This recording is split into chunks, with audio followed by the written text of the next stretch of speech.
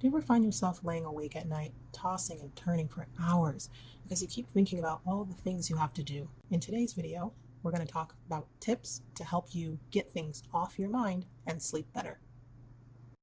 One of the best ways to get things off your mind is by writing them down. Sometimes it's a way of me processing what I'm thinking. I can process what my worries are, what my fears are, and maybe even problem solve. If you are new to journaling, just start with 5 minutes a day. Literally write whatever comes to mind. Even if all you write is, I can't think of anything, eventually you'll start thinking of things. It also helps to keep a notepad and pen next to your bed. That way, if you do come up with some type of idea that you don't want to forget, you can write it down on the notepad and it's out of your head.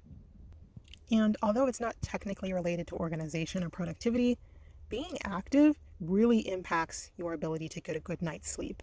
Expending energy and calories just makes it a lot easier for you to be tired at the end of the day. So try to get in a couple of steps throughout the day if you can, especially for those of you working from home. It can be even more challenging. Your diet also determines your energy levels. Food is fuel. If you put crappy fuel in the tank, you're not going to have great performance. This is not a commentary on your diet, but just think about how certain foods impact your mood and your ability to sleep. I stopped drinking alcohol because it was messing up my sleep.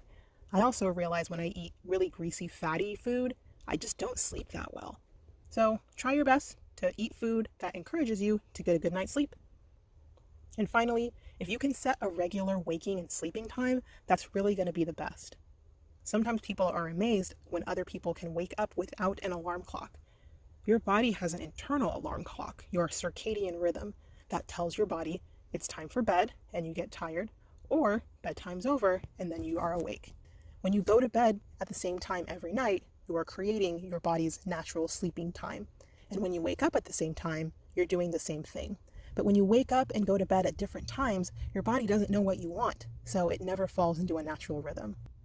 Try these tips out for the next week and let me know how they work for you. Let me know in the comments what other suggestions you have for helping you sleep better at night. Thanks for watching.